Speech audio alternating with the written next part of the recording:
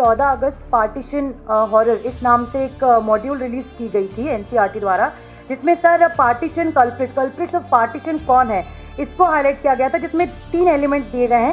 पहला सर बताया गया है कि किस तरह से Jinnah demanded about partition, Congress accepted it and Mountbatten implemented it, ये मेंशन है।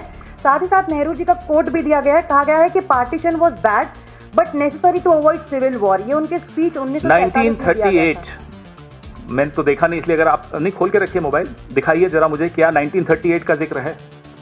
देखिए ना 1947 मैं पूछ रहा हूँ 1938 डेट है या नहीं है? नहीं। पार्टीशन के इतिहास में 1938 बहुत महत्वपूर्ण तारीख है। आप पूछिए क्यों है महत्वपूर्ण? तो गुजरात में साबरमती के किनारे हिंदू महासभा का राष्ट्रीय अधिवेशन हुआ था, जिसमें यह स्पष्ट तौर पे कहा गया था कि हिंदू और मुसलमान एक देश में नहीं रह सकते। 1938। आइए आगे 1940, क्या यह है मॉड्यूल में?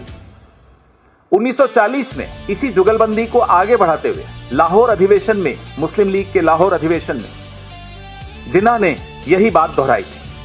1938 में सबसे पहले हिंदू महासभा ने यह बात रखी थी, 1940 में जिन्ना ने वो बात दोहराई थी।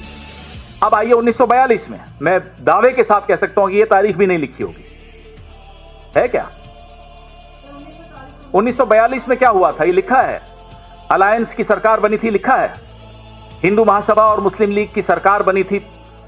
जब भारत छोड़ो आंदोलन का आह्वान हुआ, कांग्रेस ने तमाम प्रोविंशियल असेंबली से इस्तीफा दिया सड़क पर उतरने के लिए।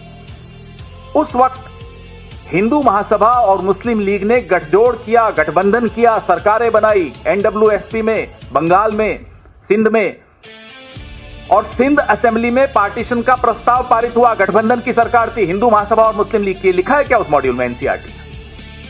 आग लगा दीजिए इस किताब को अगर यह सब नहीं लिखा है तो।